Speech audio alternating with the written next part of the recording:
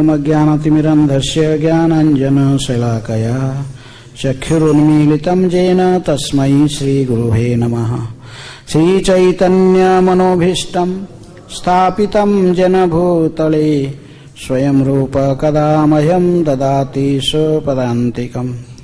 वन्देऽहं श्रीगुरुः श्रीयुतपदकमलं श्रीगुरून् वैष्णवांश्च श्रीरूपं साग्रजातं सहगण रघुनाथानितं तं सजीवम् साद्वैतं सावधूतं परिजनसहितं कृष्ण चैतन्यदेवं श्रीराधा कृष्णपदान् सहगण ललिता श्रीविशाखानितांश्च। नमो विष्णुपादाय कृष्णप्रेष्ठाय भूतले श्रीमते भक्तिवेदान्त स्वामिनिति नामिने। नमस्ते सारस्वते देवे गौरवाणी प्रचारिणे निर्विशेषः शून्यवादी पाश्चात्यदेशतारिणे। नमो महावदान्याय कृष्ण प्रेम प्रदायते कृष्णाय कृष्ण चैतन्य नामिने गौरतिशये नमः। हे कृष्ण करुणा सिंधु दीनबंधु जगत्पते गोपीश गोपिकाकांत राधाकांत नमस्तुते। तप्त कांचन गौरांगी राधे वृंदावनेश्वरी वृषभानुसुते देवी प्रणमामि हरिप्रिये। वंशाकल्पतरुभ्यश्च कृपा सिन्धुभ्येव च पतितानां पावनेभ्यो वैष्णवेभ्यो नमो नमः। श्री कृष्ण चैतन्य प्रभु नित्यानंद श्री अद्वैत गदाधर शिवासादि गौरभक्तवृंद। हरे कृष्ण कृष्ण कृष्ण हरे हरे हरे राम राम राम हरे हरे। तो आज श्रीमद् भागवत का भी चर्चा होगा, साथ साथ लोचनदास ठाकुर के बारे में भी समय के आधार पर बोलेंगे, नहीं तो पूरे क्लास भी तो नहीं होने से उसके लिए सफिशिएंट नहीं है। लोचनदास बहुत कुछ बोल सकते हैं, लेकिन हमें भागवत का भी कंटिन्यूस जैसे होता है तो 8:30 तक कम से कम भागवत क्लास चलेगा, उसके बाद फिर है। लेकिन आज बहुत श्लोक है एक साथ, श्लोक 23 से लेकर, मुझे कहा गया 23 नंबर श्लोक से लेकर 35 नंबर श्लोक तक है। तो मैं पहले 23 सीधे पढ़ रहा हूं 23 नंबर से 34 नंबर श्लोक तक है, इसकी अनुवाद। इति ब्रुवाण अन्यो धर्म जिज्ञासया नृप युधाते महावीर्य इंद्रपुत्रौ युधाम्पति इंद्रवृत्तहु युधाम्पति। सुखदेव गोस्वामी ने कहा, वृत्रासुर तथा राजा इंद्र ने युद्ध भूमि में भी भक्ति योग के संबंध में बातें की और अपना कर्तव्य समझकर दोनों पुनः युद्ध में भिड़ गए। हे राजन, दोनों ही बड़े योद्धा और समान रूप से शक्तिशाली थे। आविध्य परिधम वृत्तः कृष्णः यश अरिंदमः इंद्राय पाहिनाथ घोरम वामहस्तेन मारिषः। हे महाराज परीक्षित, आपने शत्रु को वश में करने में पूर्ण सक्षम वृत्रासुर ने अपना लोहे का परिध उठाकर चारों ओर घुमाया और इंद्र को लक्ष्य बनाकर अपने बाएं हाथ से उस पर फेंका। स तो वृत्तस्य परिधं करंच करभोपवमं चिच्छेद जुगपतिवो वज्रेण शतपर्वणः। इंद्र ने अपनी शत पर्वत नामक वज्र से वृत्रासुर की परिध तथा उसके बचे हुए हाथ को एक साथ खंड खंड कर डाला। दभ्याम उत्कृतः मूल्याभ्याम बभौ रक्तस्रवः सुरः छिन्नपक्ष्य यथा गोत्र का भ्रष्टं वज्रिणां हतः। जड़ से दोनों भुजाओं कट जाने से तेजी से रक्त बहने के कारण वृत्रासुर उड़ते हुए पर्वत के समान सुंदर लग रहा था, जिसके पंख को इंद्र ने खंड खंड कर दिया हो। महाप्राणो महा, इसमें थोड़ा सा तात्पर्य 2 लाइन है। इस श्लोक में यह प्रतीत होता है कि किसी समय उड़ने वाले पर्वत हुआ करते थे और उनके पंख इंद्र के वज्र द्वारा काट दिए गए। वृत्रासुर का विशाल शरीर एक पर्वत के समान था। महाप्राणो महावीर्यो महासर्प इव दीपम कृत्वाधरां हनुं भूमौ दैत्य दिव्युतरां हनुं नभोगोम्भीर वक्त्रेण लेलिहा लवणाजिह्वा दंष्ट्राभिकालकल्याभिग्रसत्रीव जगत्त्रयम् अतिमात्र महाकाय क्षीपंस्तरसा गिरिन् गिरिराट पादचारीव पद्भ्यां निर्जरयन् महिं जग्रास स समासाद्य वज्रिणं सबाहनम्। वृत्रासुर अत्यंत शक्तिशाली तथा वीर्यवान था। उसने अपने निचले जबड़े को भूमि पर और ऊपरी जबड़े को आकाश में गड़ा दिया। उसका मुख इतना गहरा हो गया मानो आकाश हो और उसके जीभ बहुत बड़े सर्प के सदृश लग रहे थे। अपने काल के समान कराल दांतों से वह संपूर्ण ब्रह्मांड को निगलने का प्रयास करता प्रतीत हुआ। इस प्रकार विराट शरीर धारण करके उस महान असुर वृत्रासुर ने पर्वत तक को हिला दिया और अपने पांव से पृथ्वी के सतह को इस प्रकार मर्दित करने लगा मानो वह चलता हुआ साक्षात हिमालय पर्वत हो। वह इंद्र के सामने आया और उसके वाहन ऐरावत के समेत उसे इस प्रकार निगल गया मानो एक बड़े अजगर ने हाथी को निगल लिया हो। वृत्रग्रस्तं तमालोक्य स प्रजापतय सुरः हा कष्टम् इति निर्विण्यः चक्रुषु स महारिषयः। जब देवताओं ब्रह्मा समेत अनेक प्रजापतियां तथा अन्य बड़े बड़े साधु पुरुष ने देखा कि असुर ने इंद्र का निकाल लिया है तो वे अत्यंत दुखी हुए और हाय हाय कितनी बड़ी विपत्ति है कह करके विलाप करने लगे। निर्गिण्यः अपि असुर इंद्रेण न समादरं गतः महापुरुष सन्नध जोगमाया बलेन च। इंद्र के पास नारायण का जो सुरक्षा कवच था वह स्वयं भगवान नारायण से अभिन्न था। उस कवच के द्वारा तथा अपनी जोग शक्ति से संरक्षित होने पर राजा इंद्र वृत्रासुर द्वारा निकले जाने पर भी उस असुर के उदर में मरा नहीं। भित्वा वज्रेण तत्कुक्षिं निष्क्राम्य बलभित् विभुः उच्चकर्तः शिरः शत्रो गिरिशृंगम इव ओजसः। अत्यंत शक्तिशाली राजा इंद्र ने अपने वज्र के द्वारा वृत्रासुर का पेट फाड़ डाला और बाहर निकल आया। बड़ असुर के मारने वाले इंद्र ने अपने तुरंत बाद वृत्रासुर के पर्वत सिंह जैसे उच्च सिर को काट लिया। वज्र तु तत्कंधरम आशुवेग कृतान् समन्तात् परिवर्तमानः निपातयन् तावत् अहगणेन ज्योतिषाम् अयने वार्तहत्तिः। यद्यपि वज्र वृत्रासुर की गर्दन को चारों ओर अत्यंत वेग से घूम रहा था।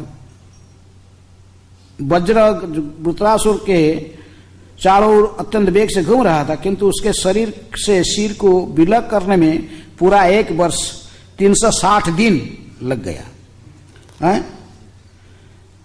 जो सूर्य चंद्र तथा अन्य नक्षत्रों की उत्तरी तथा दक्षिणी यात्रा पूर्ण करने में लगने वाले समय के तुल्य है। तो वृत्रासुर के वध का उपयुक्त समय जो उपस्थित होने पर उसका सिर पृथ्वी पर गिर पड़ा। तो कितना, तो ये देवताओं के साल में 1 साल लगा ना मनुष्य के साल में? मनुष्य के साल में, देवताओं के 1 दिन। तो भाष्य किसका भाष्य? टीका रखना पड़ेगा इसके ऊपर आपका। हैं? क्योंकि अपना टिप्पणी दे रहे हैं ना, वो कैसे कैसे पता लगाएगी एक दिन की? कोई आचार्य की टीका पढ़े? प्रभुपाद जी का तात्पर्य नहीं इसमें।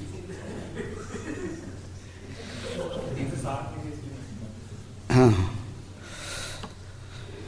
तदा च खे दुन्दुभय विनेदु गंधर्व सिद्धा समहर्षि संगा वार्तघ्न लिंगहि तम अभिष्टवाना मंत्र ही मुदा कुसुमयी अभ्यवर्षन। वृत्रासुर के मारे जाने पर गंधर्व तथा सिद्धों ने हर्षित होकर स्वर्गलोक में दुंदुभियां बजाई। उन्होंने वृत्रासुर के संघर्ता इंद्र के शौर्य का वेद स्तोत्र से अभिनंदन किया और अत्यंत प्रसन्न होकर उस पर फूलों की वर्षा की। और अंतिम श्लोक है 35 नंबर श्लोक, इसी में तात्पर्य है।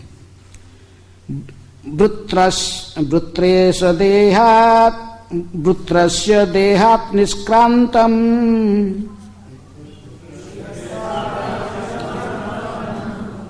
आत्मज्योति अरिंदमः पश्यतां सर्वदेवानां अलोकं समपद्यतः।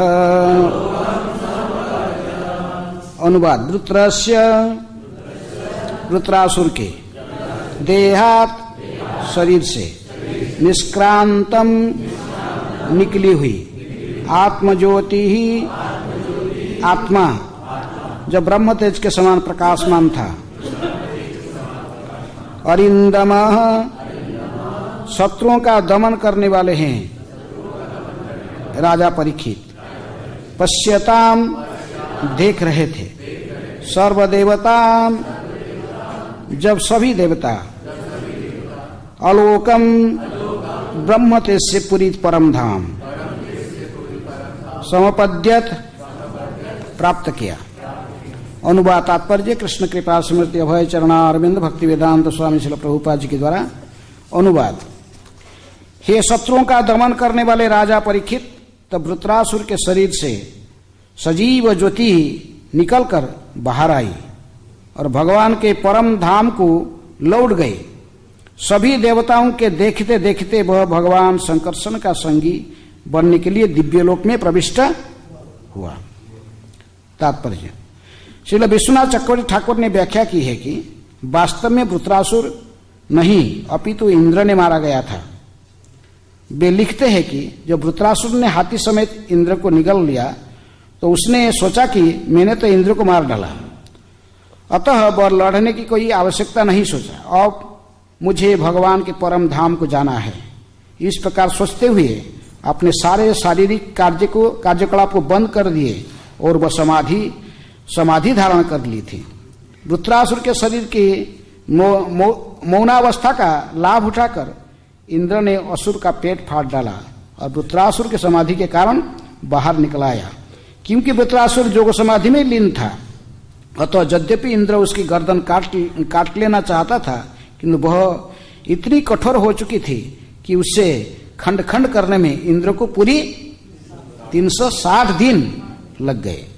वास्तव में इंद्र ने वृत्रासुर के उस शरीर के खंड खंड किए जिसको उसने स्वयं त्याग दिया था। स्वयं वृत्रासुर नहीं मारा गया।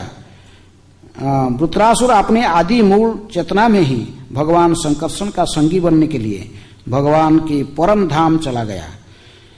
यहाँ पर आलोकम शब्द दिव्य लोक वैकुंठ लोक का बताता है, जहाँ संकर्षण नित्य निवास करते हैं। इस प्रकार श्रीमद् भागवत के 6ठे स्कंद के अंतर्गत वृत्रासुर की यशस्वी मृत्यु नामक 12वां अध्याय का भक्ति वेदांत तात्पर्य पूर्ण हुआ। तो यहाँ पर कहा जाता है कि प्रकृति में वृत्रासुर को इंद्र नहीं मारा, वृत्रासुर ने स्वयं समाधिस्थ होकर शरीर त्याग दिए हैं। जैसे परीक्षित महाराज की बारे में भी कहा था, परीक्षित महाराज को तक्षक दंशन किया ना, तब वो तक्षक दंशन से वो शरीर त्यागे नहीं, पहले से ही समाधिस्थ हो गए थे। कौन? परीक्षित महाराज पहले से ही संपूर्ण रूप में भगवान के चिंतन में समाधिस्थ थे, समाधिस्थ स्थिति में वो शरीर त्याग हुआ, मरा हुआ शरीर को जाई तक्षक दंशन किया था। तो उसी प्रकार यहां पर भी हम देखते हैं कि वृत्रासुर ऐसे महाभागवत वैष्णव हैं और इंद्र जैसा व्यक्ति पास में ये शक्ति नहीं था इनको वध करना है, लेकिन उन्होंने स्वेच्छा से जब पहले तो इनके इंद्र ने तो उनके वज्र के माध्यम से इनके 2 हाथ को काट लिया है और केवल दोनों हाथ यहां से जड़ से कट गए थे और केवल शरीर के साथ मुख्य वो क्रोधित होकर मुख खोले और पूरे इंद्र के हाथी के समय तो उसको निगल ली है। कितना विशाल है इंद्र का हाथी, कितनी विशाल होगा, इंद्र के साथ उसका हाथी के समय तो उसको पूरा अंदर में निगल लिए तो सब हाहाकार करने लगे। कौन? देवतागण हाहाकार करने लगे हैं, क्या होगा अभी, इंद्र तो गया, हमारा राजा को है निगल लिया, वो देवताओं के राजा को है, इंद्र को और हाथी, उसका हाथी को भी।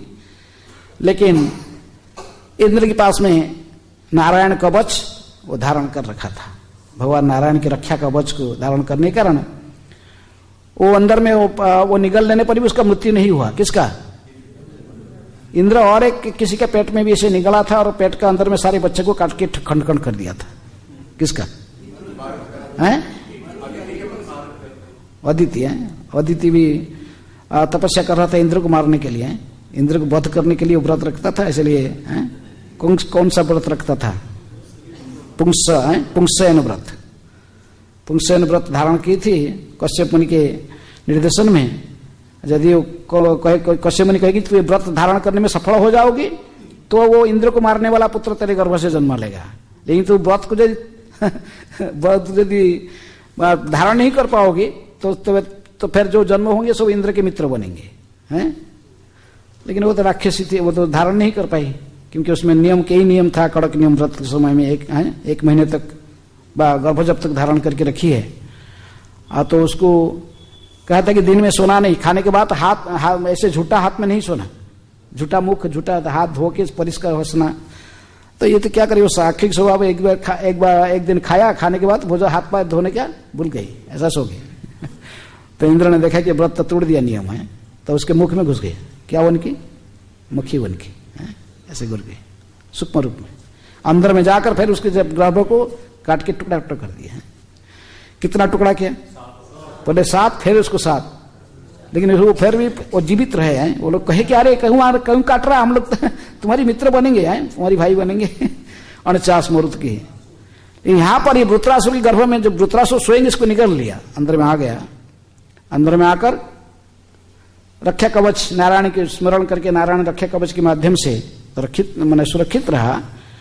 लेकिन श्रीधर स्वामी कहते कि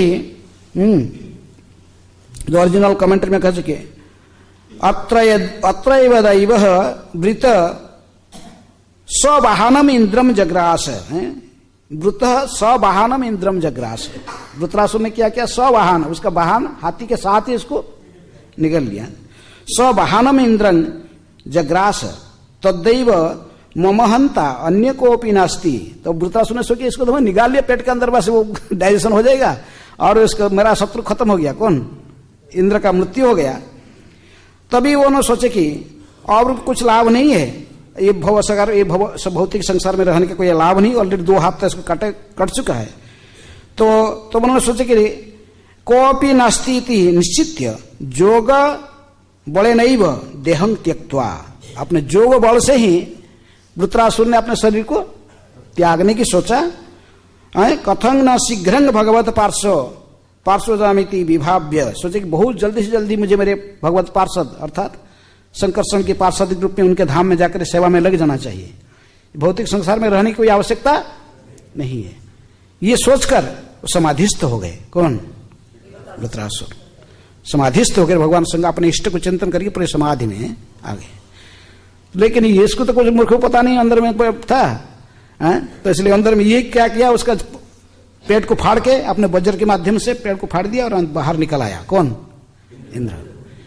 इसलिए कहते कि ये क्योंकि समाधि में था, वृत्रासुर समाधि में थे, इसीलिए उनकी जो गर्दन है ये बहुत कठिन हो गया था, एकदम हार्ड हो गया था। इसको काटने में इसको कितना टाइम लगा? 1 साल तक लग गया। इसलिए यीशु प्रभुपाद जी ने भी अपने तात्पर्य में कोट करते कि वृत्रा ने कृष्ण चक्रवर्ती ठाकुर के टीका में कहा गया कि प्रकृति में वृत्रासुर आपको मारेगा, इंद्र नहीं मारा, वो स्वेच्छा से स्वयं समाधिस्थ होकर शरीर को त्याग दिए थे। क्योंकि जब निगल लिए इंद्र को, इंद्र के साथ उसका हाथी के समेत उसको निकल लिए तो उधर में चला गया, लेकिन वृत्रासुर में निश्चित हो गया और बस अंदर में गया, वो इंद्र का काम खत्म हो गया। सोचे मेरा शत्रु तो निहत हो गया, अभी और क्या करना, मुझे अभी मेरे साथ मेरे प्रभु के चरण में इनकी पार्षद के रूप में इनकी सेवा करने के लिए मुझे वहां आध्यात्मिक जगत में पधार जाना चाहिए, शंकर स्वयं के चरणारविंद में। ये कहकर वो समाधिस्थ होकर, जो समाधिस्थ थे उसी समय इंद्र क्या अपने वज्र के माध्यम से इनके पेट को काट के बाहर आ गया, क्योंकि समाधिस्थ होने के कारण गर्दन बहुत हार्ड हो गया था, तो उसको काटते काटते इसको कितना दिन लगा, 1 साल तक लग गया था। तो यहीं पर भागवत की चर्चा समाप्त कर, फिर लोचनदास ठाकुर के बारे में भी बोलना है। तो लोचनदास ठाकुर ये महान वैष्णव आचार्य जो चैतन्य महाप्रभु के बारे में यदि हम जानना चाहते हैं, चैतन्य लीला गौर नित्यानंद की लीलाओं के बारे में जो जानना चाहते तो 3 मुख्य ग्रंथ उसके लिए उपादेय हैं। चैतन्य भागवत वृंदावन दास ठाकुर हैं, चैतन्य लीला व्यास वृंदावन दास, तारो कृपा बिना न है अन्यत्र प्रकाश, और कहीं पर वो चैतन्य लीला के आदि व्यास उनको माना जाता है। किनको? व्यास अवतार माने जाते हैं वृंदावन दास ठाकुर। इन्होंने पहले लिखा क्या? चैतन्य भागवत है, तहार उचिष्ट आमी करे चर्वण, ये भी कृष्णदास कविराज गोस्वामी भी कहते, मैं उनका उचिष्ट खा रहा हूं। किसका? चैतन्य वृंदावन दास ठाकुर के। इसके बाद वृंदावन फिर चैतन्य चरितामृत लिखे हैं कौन? कृष्णदास कविराज गोस्वामी। लेकिन प्रारंभ से जो वृंदावन दास ठाकुर की रचना का नाम था चैतन्य मंगल, वो लेकिन बाद में जब ये लोचन दास ठाकुर अपने गुरु नरहरि सरकार के निर्देशन के आधार पर फिर चैतन्य महाप्रभु की लीलाओं को लिखे तीसरे पुस्तक में, तो सब लोग बोले कि ये भी अपना ग्रंथ का नाम रख दिया क्या? चैतन्य मंगल। कह 2 चैतन्य मंगल, लोग कंफ्यूज हो जाएंगे। पूर्ववर्ती आचार्य पर वो चैतन्य मंगल रखे हैं, तो इसलिए वो कृष्णदास कविराज गोस्वामी, लोचनदास ठाकुर और अन्य सब वरिष्ठ वैष्णव इष्ट गोष्ठी करके तो कहे कि नहीं, क्योंकि वृंदावन दास ठाकुर ने व्यास अवतार है और इसलिए उनकी किताब के नाम क्या रखना चाहिए? चैतन्य भागवत। इसलिए वृंदावन दास ठाकुर के ग्रंथ के नाम चैतन्य भागवत रहा, और लोचन दास ठाकुर के जो किताब उसके नाम रहा चैतन्य मंगल। ये तीनों किताब में चैतन्य मंगल पंचाली छंद के स्टाइल में वो लिखे हैं और बड़े स्कॉलरली है। इसमें भाषा थोड़ा बांग्ला में लिखने पर भी भाषा थोड़ा माने थोड़ा क्या कहते हैं, थोड़ा कठिन भाषा, साहित्यिक भाषा इसमें प्राप्त होता है। सबसे सरल में लिखा गया गांवली भाषा में कौन सा? चैतन्य भागवत। इसको कोई भी पढ़ के गांव के लोग भी समझेंगे, कोई भी पढ़ के समझ, सरल भाषा में। उसमें ज्यादा संस्कृत भी नहीं है। चैतन्य चरितामृत में वो होता है पोस्ट ग्रेजुएशन स्टडी, प्रभुपाद के चैतन्य चरितामृत पोस्ट ग्रेजुएशन स्टडी है। उसमें बहुत सभी जगह से, पुराण से, उपनिषदों से, गोस्वामी को टीका से, बहुत जगह से कोट किया गया। उसमें थोड़ा समझने में थोड़ा दिक्कत है, लेकिन बड़े सावधान से पढ़ना पड़ता है। लेकिन चैतन्य मंगल भी साधारण गांव के लोगों को समझने में थोड़ा दिक्कत है। बंगाली जो बंगाली जानते भी फिर भी, लेकिन बड़े स्कॉलरली लिखा गया, इसलिए इसको भी प्रशंसा की जाती। पंचाली ढंग से छंद के साथ आधा ऐसे ही आवृत्ति करते हुए उन्होंने गाया इसको अपने गुरु के निर्देशन में। कौन है इनके गुरु? नरहरि सरकार, शिखंडवासी। खंड में 2 नरहरि रहते हैं, एक नरहरि चक्रवर्ती और दूसरा नरहरि सरकार। दोनों एक ही नरहरि नहीं, दोनों एक ही गांव में रहते, लेकिन फिर भी नरहरि चक्रवर्ती जो है वो चैतन्य महाप्रभु की लीलाओं को, ब्रज लीलाओं को भी उन्होंने एक अद्भुत ग्रंथ में रचना की है। उसके नाम है भक्ति रत्नाकर। वो है नरहरि चक्रवर्ती, जो चैतन्य ने जो भक्ति रत्नाकर की रचना की है। इसमें भी चैतन्य महाप्रभु की लीलाओं के कुछ वर्णन मिलता है। लेकिन और नरहरि सरकार, जिनको हम गौर आरती में देखते हैं, नरहरि आदि करी श्यामर डोलाए, संजय मुकुंद वासु घोष आदि गाय, वो नरहरि सरकार है। जिनके शिष्य थे कौन? लोचनदास ठाकुर। उन्होंने कहते चैतन्य मंगल के प्रारंभ से कहते कि मैंने प्रणति विनती करूँ तहार चरण है। किसके चरण? नरहरि सरकार है, वही मेरे गुरु है, मेरे इष्ट है, मेरे प्राण है। तो उन्हीं के आदेश को पालन करने के लिए मैं ये प्रयास कर रहा हूँ। ये चैतन्य महाप्रभु की लीलाओं को थोड़ा जितने संभव इतनी मैं वर्णन करने के लिए प्रयास कर रहा हूँ। तो इसलिए लेकिन उनकी जन्म तो ऐसा ही नरहरि सरकार नहीं, सरी इनकी लोचनदास ठाकुर की वर्धमान डिस्ट्रिक्ट की को है, जो ये अभी है काटवा के आसपास में वहाँ गांव है, कोग्राम है, कोग्राम में इनकी जन्म हुआ था। पिताजी इनके कमलाकर और माता सदानंदी हैं। इनकी पिता माता थे बड़े बचपन से ही बड़े वैरागी थे, संसार के प्रति इनकी आसक्ति नहीं था। उन दिनों में कहा जाता कि बचपन से ही शादी हो जाता था।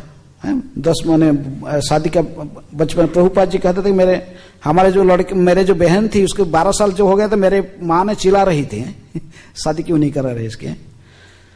बाल्य विवाह का प्रथा आज भी चलता बिहार और कई हैं, बचपन शादी करा देते हैं छोटे छोटे बच्चों को।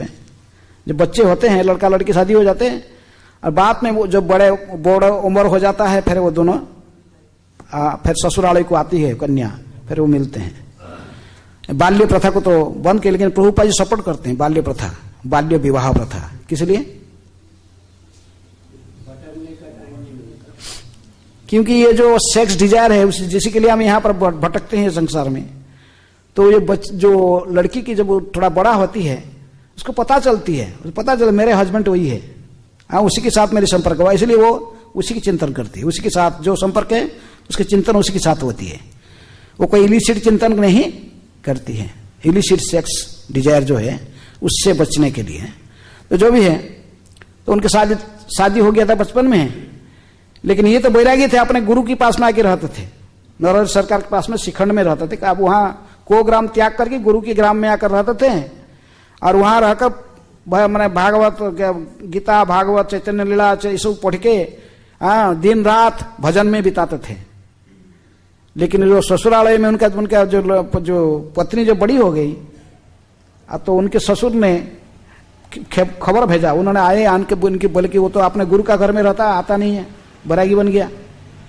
तो इसलिए उन्होंने आके इनको कहा कि देखो नरहरि सरकार को कहा कि आपके शिष्य को भेजो, वो शादी किया है बचपन में, तो उसका पत्नी अभी उम्र की हो गई है, उसको जाना है, हमारे घर में आना चाहिए इसको। तो फिर नरहरि सरकार बोले कि ठीक है तुम जाओ, तुम यदि विवाह किए हो जाओ, गृहस्थ जीवन में गृहस्थ एक आश्रम है तुम जाओ। लेकिन वो गुरु कहने पर आए, लेकिन आए जब ससुर घर के गांव को घुसे, उनको पहले कोई भी बहुत दिन पहले गए, उनको पता नहीं था रास्ता कहाँ है, क्या है, ससुर का घर कहाँ पर है। लेकिन देखे कि एक लड़के ने पानी उठा रहे, किसमें? कुआं से, बर्तन के रस्सी में बकड़ बांध के पानी उठा रहे। तो उसी को पूछे, माता जी ये व्यक्ति का घर जानते हो कहाँ पर है? उस माता जी कही कि माता जी कही तो पूछे तो बोले हाँ ये रास्ते में जाइए, गली में वो घर है। लेकिन वो जाकर जब ससुर के घर में पहुंचे, उन्हें पता लगा कि जिसको उन्होंने पूछा था रास्ता वही उनकी पत्नी है। लेकिन बोले मैं एक बार उसको माता जी बोल दिया है, दोबारा मैं दूसरे दृष्टि में नहीं देख सकती हूँ। तब से फिर उनको माता दृष्टि में ही देखने लगे और उनके साथ कोई संपर्क नहीं स्थापना किया, पति पत्नी का संपर्क नहीं हुआ। उन्होंने अपने ससुर को प्रणाम करी, कहे कि देखो मैंने इसी लड़की को ही रास्ता पूछा था पानी, तो आपको जिसको कह रहे कि ये तुम्हारी पत्नी है, मैंने इसको प्रथम दर्शन में ही किस रूप में संबंधित किया? माता के रूप में। इसलिए मैं दोबारा इसको पत्नी रूप में नहीं स्वीकार कर सकता हूं।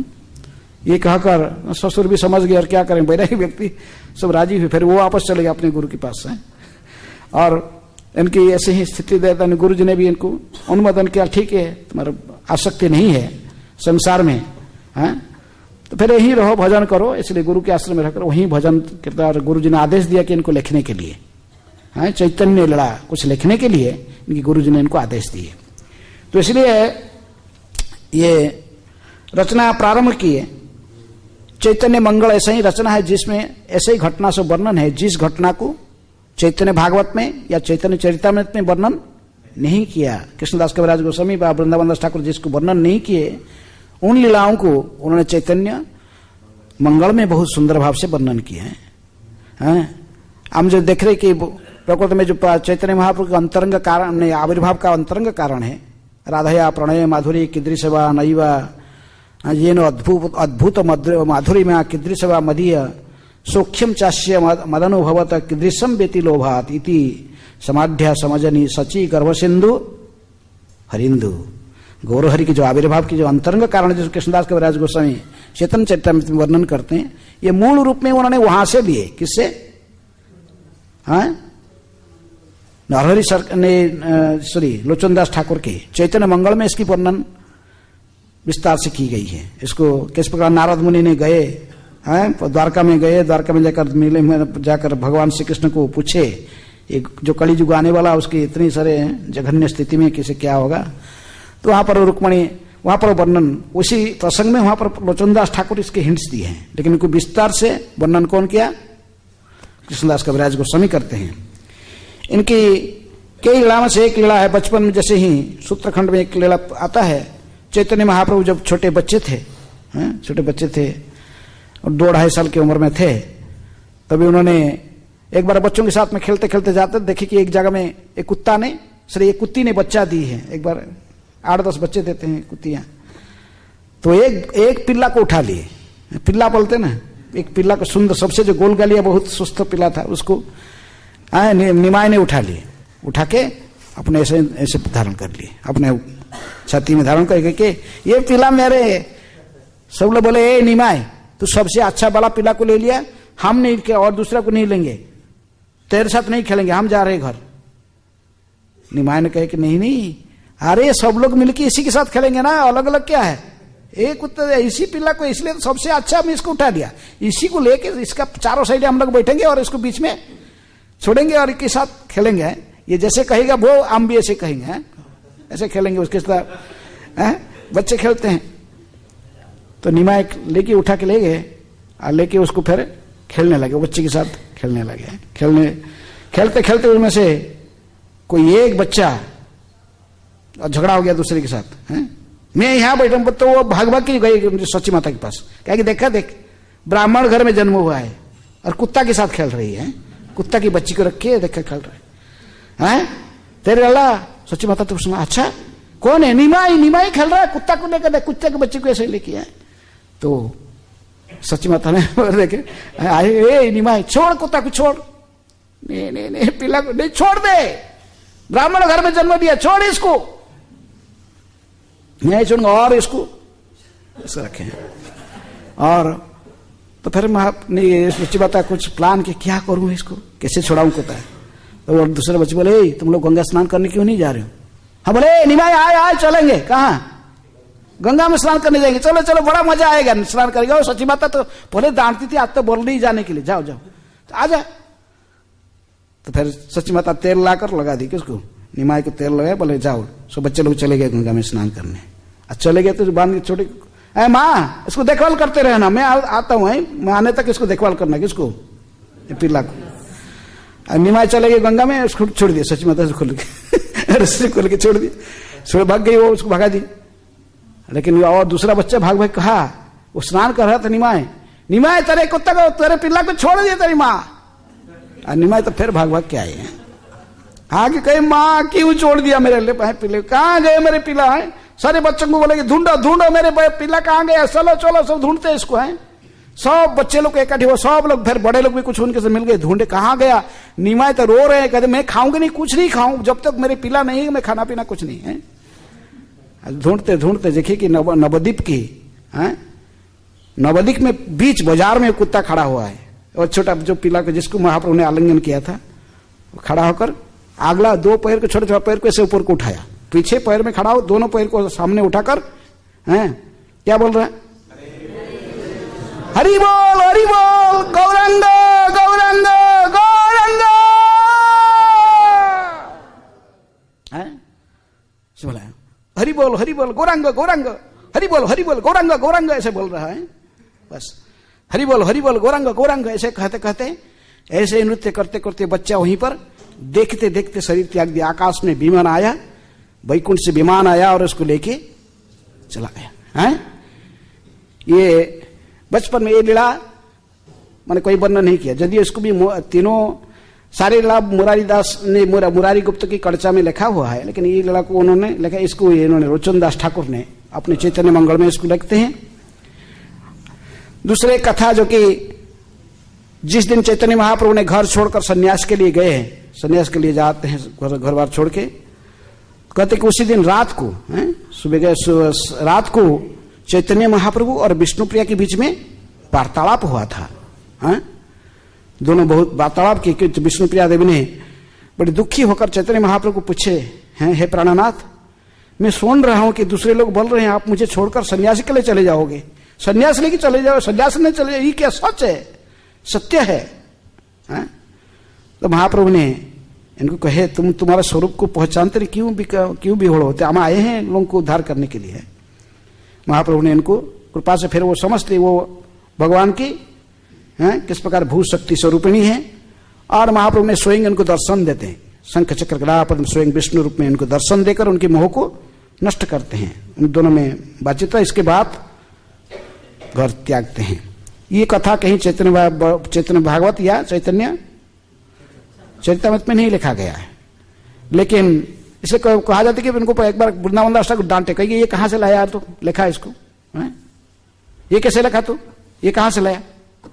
लेकिन वृंदावन दास ठाकुर की जो माँ है कौन, नारायणी देवी, इन्होंने कहे कि जिस रात में चैतन्य महाप्रभु ने गौरांग ने घर छोड़कर सन्यास के लिए गए थे, उस रात को मैं उनकी भवन में था। कहा? मैंने सची को अंगन में था, उस दिन वहीं सोया था सची माता के साथ।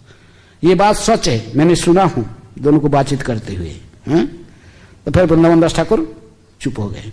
जो प्रमाण है जो कि मैंने कि लोचन दास ठाकुर भी जो वर्णन की है लीलाओं को, उसको हम झूठ नहीं कह सकते, वो प्रमाण।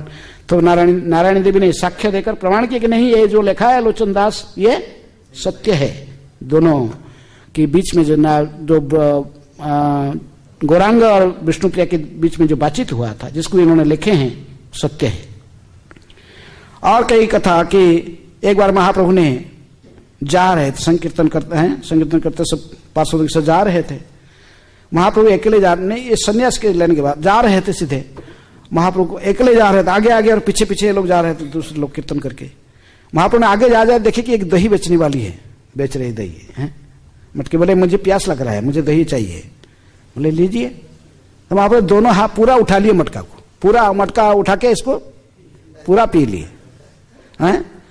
पूरा मटका पी के फिर रख दिया और बोला पैसा दो। बोले पीछे आ रहे हैं हमारा लोग, वो देंगे आपको, कह के बस वो चले गए। और पूछे जो आ रहे थे, नित्यानंद प्रभु आ रहे थे, गदाधर प्रभु आ रहे, लेकिन वो लोग को ये बोला आपका जो एक सन्यासी जा रहा था सामने, सन्यासी सारे मेरे हमारा दही को पी लिया, पैसा नहीं दिया। बोला तो आप लोग मेरे आदमी पीछे आ रहे हैं, वो लोग पैसा देंगे, आप लोग दो पैसा। तो बोले हमारे पास पैसा नहीं है, हमारे पास पैसा कहाँ, हम कहाँ देंगे? बोले अच्छा आप लोग पैसा नहीं है? हाँ देख, लेकिन नित्यानंद प्रभु को देखकर दर्शन के तो उसका बड़ा मुग्ध हो गया वो, कहा कि ठीक है पैसा, तुम्हारे पास भी पैसा नहीं है तो वो जो सन्यासी है ना, इसको बोल देना कि मैं इसको दान में ही दे दिया, वो दही वो पी लिया इसको दान में दे दिया बस। लेकिन ये जो कह दिया, वो लोग हंसते हंसते सो जा रहे थे। लेकिन इतने कहकर बोला अपने जाना घर, ऐसे जो उठा रहा था अपने से देख रहा कि वो जो मिट्टी का बर्तन जिसमें दही भरा था, जिसको महाप्रभु ने पी लिए थे, उसको उठा था, बहुत वजन लग रहा है। इतना वजन, कैसे इतना वजन हो गया? जब उन्होंने खोला देख रहा है कि उसके अंदर क्या भरा हुआ है, हीरा लीला मोती माणिक्य सोना है, गोल्ड डायमंड से भरा हुआ है। ये लीला और अन्य पुस्तक में वर्णन नहीं है, इसको इनको वर्णन करते हैं लोचन दास ठाकुर। इस पर कई छोटे छोटे और कहानियां हैं, लेकिन विशेष रूप में अंतिम लीला को जब अंत करते हैं चैतन्य मंगल को, एक विशेष लीला वर्णन करते हैं किस प्रकार गौरांग महाप्रभु ही स्वयं जगन्नाथ है। जय गौर सही कृष्ण सही जगन्नाथ, इनमें तीनों में अंतर नहीं है।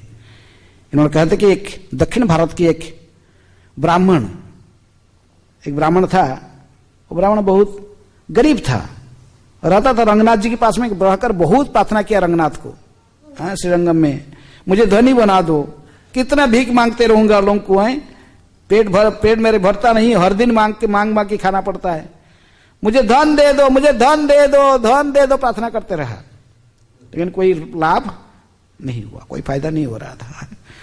ऐसे ही घूम घूम के अन्य तीर्थ में सोचा कि नहीं ये कॉलेज में कहते कि जगन्नाथ बड़े दयालु है, जगन्नाथ सबका इच्छा पूर्ण कर देते हैं। से पुरी में आ गया, पुरी में आकर जगन्नाथ जी को जाकर डेली प्रार्थना करता था, जगन्नाथ क्या दो तो मुझे, हैं सुख संपत्ति घरे आवे, दुख मिटे तन का, धनंग देही जनंग देही, ऐसे करीब प्रार्थना करता डेली जाकर हैं जगन्नाथ जी को प्रार्थना करता था, मुझे धन दे दो, मुझे गरीबी से मुक्त कर दो, मुझे धनी बना दो, लेकिन कुछ हुआ नहीं। कई साल चले गया, कुछ भी नहीं हुआ।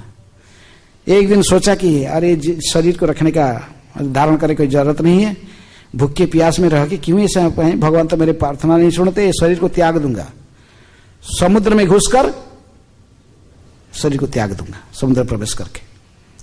ऐसा सोचकर जा रहा था, समुद्र किनारे पहुंचा, इसको अद्भुत दृश्य दिखाई पड़ा। आकाश से शून्य से एक व्यक्ति, विशाल का व्यक्ति अपने आप ऐसे शून्य में आकर उतारा किनारे, समुद्र किनारे उतार कर उन्होंने अपने साइज को, फिर विशाल काय था लेकिन अभी अपने मनुष्य का साइज बना लिया, फिर अभी कलयुग युग की मनुष्य का साइज ऐसे साइज का हो गया। वो कि जो आया बड़ा आश्चर्य लगा, ये कौन है? तो इसको जो सुसाइड करने वाला जो था वो भूल के इसका पीछा करने लगा। तो पूछा आप कौन है? प्रणाम किया। आप तो मैं देखा अभी आकाश में विशाल रूप में थे, अभी जब नीचे आ गए छोटा बन गए और पैसे फिर चल रहे। तो उन्होंने कहा कि तूने मुझे देख लिया, इससे लगता कि जगन्नाथ की कृपा है, नहीं तो तू मुझे दर्शन कैसे कर लेगा मेरे को, है? इसलिए मैं बताता हूं कि मैं स्वयं विभीषण हूं, मैं विभीषण हूं, अभी भी विभीषण जीवित है। अमर में जो कई अमरों के नाम शास्त्र में आता, उनमें से विभीषण आज भी जीवित है, रामचंद्र जी के आशीर्वाद से है। तो मैं विभीषण हूं, मैं जा रहा हूं किसको दर्शन करने? जगन्नाथ जी को दर्शन करने जाता हूं।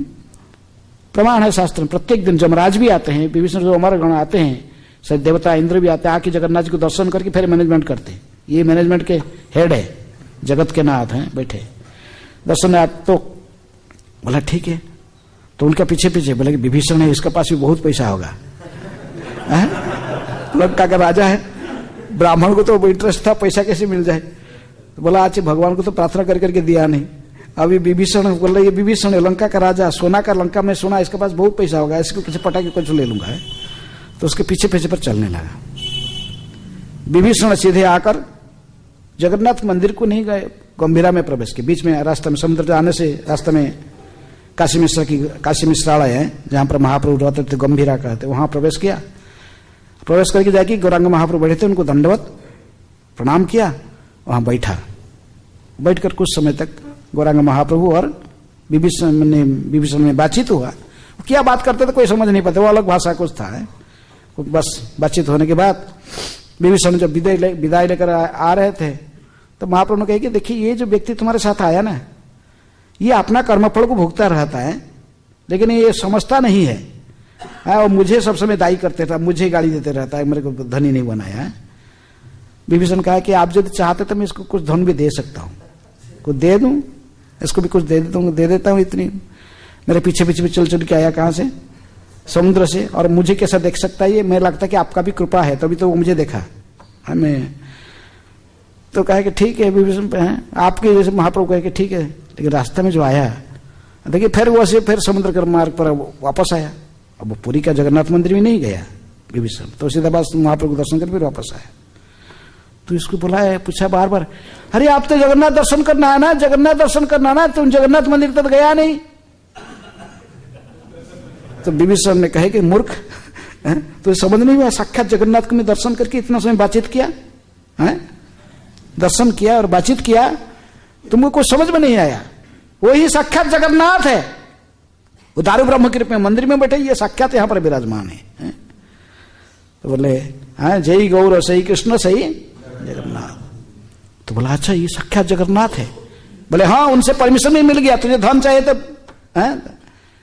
लेकिन विभीषण के एक क्षण का सत्संग है, लवे मात्र साधु संगे,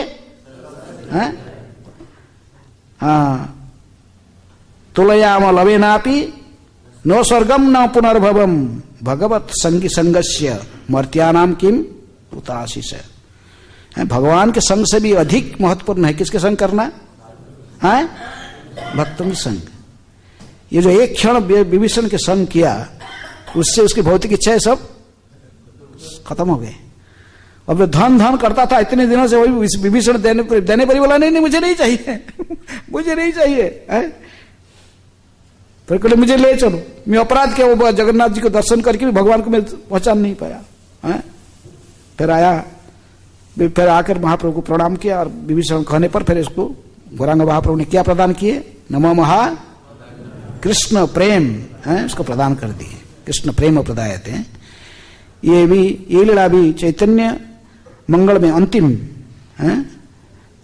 खंड में, वहां पर लास्ट में ही इसको वर्णन करते हैं लोचन दास ठाकुर।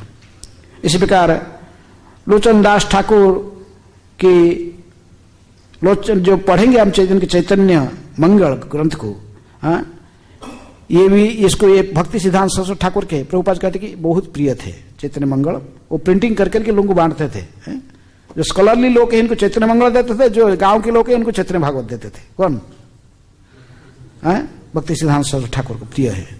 भक्ति सरस्वती ठाकुर प्रत्येक दिन एक चैप्टर पढ़ते थे चैतन्य भागवत से, चैतन्य चरितामृत से तथा चैतन्य मंगल से नियमित पढ़ते थे। इसलिए ये चैतन्य मंगल ज्यादा परिचित नहीं है। हम चैतन्य भागवत को जानते हैं, चैतन्य चरितामृत बहुत पढ़ते हैं, लेकिन ये ग्रंथ को चैतन्य मंगल बहुत रेयर लोग पढ़ते हैं, इसको जानते हैं। लेकिन इसमें बहुत इंटरेस्टिंग कहानियां सब है, जो कहानियां आप चैतन्य चरितामृत में, चैतन्य भागवत में नहीं मिलेगा। इसलिए चैतन्य मंगल को पढ़ना चाहिए। मूर्खजन कहते कि वो कहते बूढ़े लोग इसको पढ़ो। इसको चैतन्य मंगल को, चैतन्य मंगल मिलता है हिंदी अनुवाद, अभी बाजार में ही मिल जाता। अभी खाली हिंदी श्लोक माने हिंदी में, बंगाली को, लेकिन बंगाली पेयर हिंदी में लिखा हुआ है, मिल जाता है। हिंदी में लिखा हुआ बंगाली पेयर और हिंदी अर्थ, हिंदी में नहीं है, बस बंगाली पेयर है हिंदी में, कोई कमेंट्री नहीं, बस है चैतन्य मंगल, जिसको पढ़ना भी चाहिए। अब जो चैतन्य लाभ है गौरांगे नहीं, गौरांग जिसके मुख में गौरांगे के नाम उच्चारित होता है उसको ही राधा कृष्ण के प्रेम प्राप्त हो जाता है। गौरांग ने जे गौरांगेर नाम लय तार है प्रेमोदय, तारे मोई जाई बलिहारी। वृंदावन दास कौन कहते हैं? नरोत्तम दास ठाकुर है। इसलिए गौरांग की लीलाओं को बड़े मधुर लीला है। गौरांगेर मधुर लीला जार करने प्रवेशिला हृदय निर्मल हेला तार। इसलिए गौर कथाओं को, गौर लीलाओं को अवश्य नियमित पढ़ना चाहिए, आस्वादन करना चाहिए। गौरांग की कृपा बिना आप राधा कृष्ण की लीला में प्रवेश नहीं कर सकते हो। श्री गौड़ मंडल भूमि जेवा जाने चिंतामणि तार है ब्रजभूमि वास। ब्रजभूमि में वास करने के लिए आपको नवद्वीप परिक्रमा करना जरूरी है। उसको भी चिंतामणि धाम के रूप में जो समझा है, जो गौरांग के चरण में शरणागत हुआ है, तभी इसको कृष्ण प्रेम मिलता, फिर ब्रजवास होता है। इसलिए हमें चैतन्य लीलाओं को भी पढ़ना चाहिए और चैतन्य लीलाओं को स्मरण भी करना चाहिए। हरे कृष्ण कृष्ण कृष्ण हरे हरे, हरे राम राम राम हरे हरे। समय हो चुका है। किसके प्रश्न है? किसके कोई प्रश्न है?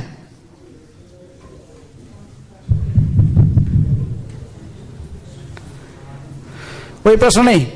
लोचनदास ठाकुर तिरुभा महा महोत्सव की जय। श्री लोचनदास ठाकुर की जय। ग्रंथराज श्रीमद् भागवतम की जय। अच्छा, एक गीत गाते हैं, त्रिलोचन दास ठाकुर के एक भजन गाएंगे। प्रभुपाद जी बहुत सुंदर इसको लाइक करते थे भजन है, कई भजन अच्छा है उनकी। ये भी एक परम करुण पहु दुई जन निताई गौर चंद्र। दो ताल। परम करुण पहु दुई जन निताई।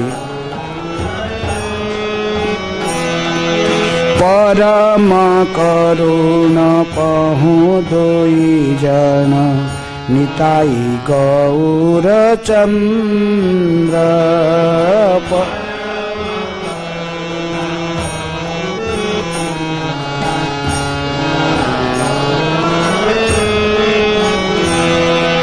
सब अवतार सार शिरोमणि सब अवतार केवल आनंद कंद केवल भज भज भाई चैतन्य निताई सुदृढ़ विश्वास करी भज भज भाई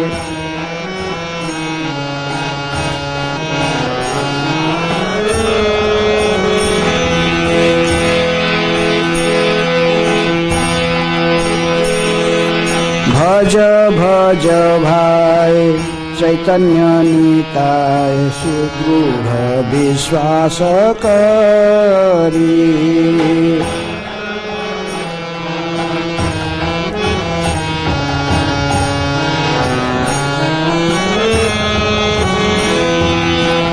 विषय छाड़िया से रसे मजिया विषय छाड़िया मुखे बोलो हरि हरि मुखे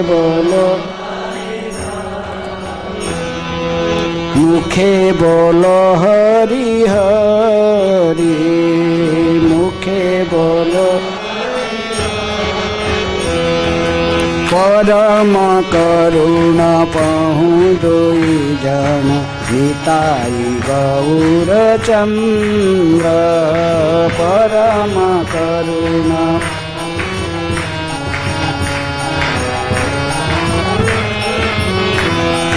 सब अवतार सार शिरोमणि सब अवतार केवल आनंद कंद केवल देखो रे भाई त्रिभुवनी नाई ए मन दयाल दाता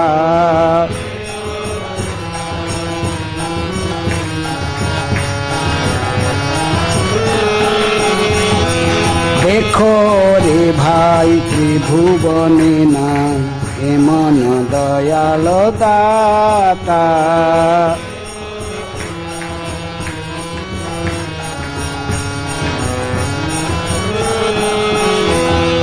पशु पाखी झुरे पाषाण विदरे पशु पाखी झुरे पशु पाखी झुरे पाषाण विदरे पशु पाखी झुरे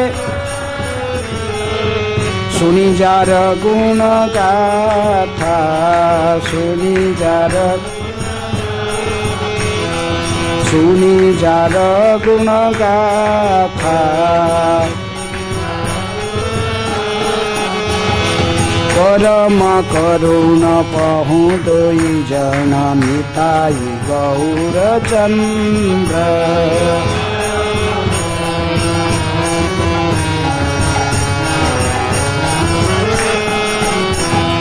सब अवतार सार शिरोमणि सब अवतार सार शिरोमणि सब केवल आनंद कंद केवल संसारे मजिया रहिले पड़िया से पदे ना हईल आस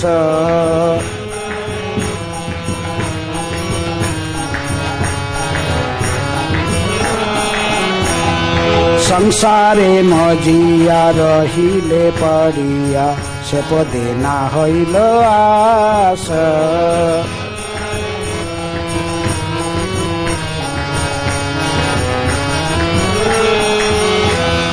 आपना करम भुजाए समन अपना करम भुजाए समन, अपना करम कहे लोचन दास, कहे लोचन दास। परम करुण पहु दोई जन निताई गौरचंद्र।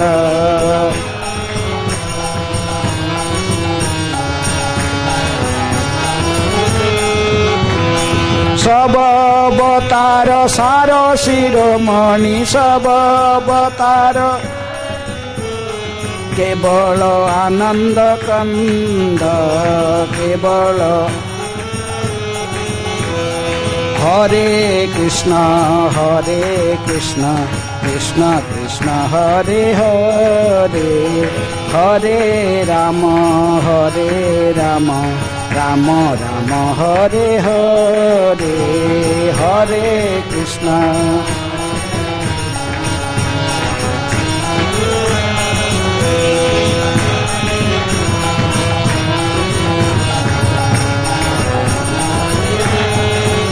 जय लोचन दास जय वैष्णव ठाकुर, लोचन दास ठाकुर जय वैष्णव ठाकुर, लोचन दास ठाकुर जय।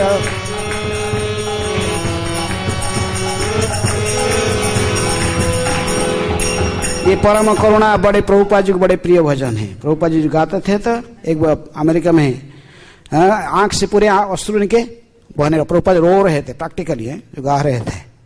उन्होंने देखे कि मायामी टेम्पल में, बाल्टीमोर कई जगह पर 3, 4, 5 मंदिर में गौरनीता ही मुख्य विग्रह के रूप में प्रतिष्ठित है।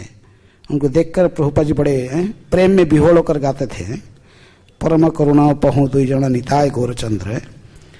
बहुत सुंदर, मैंने जिस मंदिर में देखते थे गौरनीता है तो बोलते this is the best temple in इसका है।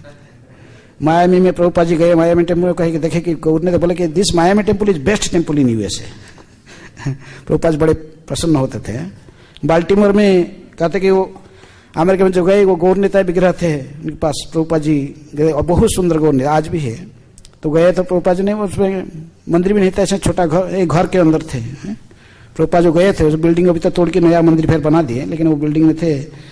प्रभुपाद गए, इनको देखे इतने विहोल हो गए। प्रभुपाद खुद ही आरती किए, उनको आरती किए और कहे कि बाल्टीमोर, वही अल्टर में खड़ा होकर कही तुम्हारे बाल्टीमोर वासियों को ये गौरनीता आए हैं, आप सभी को सभी लेके जाएंगे कहाँ? गोवर्धन ले जाएंगे। गौरांगनीताएं आ गए बहुत। हाँ, गौरनीताएं को बड़े लाइक करते प्रभुपाद जी, बहुत सुंदर भजन। ऐसे ही लोचन दास कई भजन है।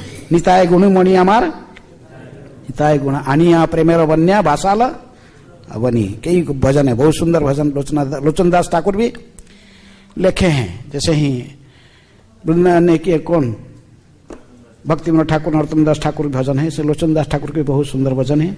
वासुदेव घोष के भी कई भजन है। ओके, श्री लोचन दास ठाकुर की जय, श्रील प्रभुपाद की जय, निताय गौर प्रेमानंदी, हरि हरि बोल, हरे कृष्ण।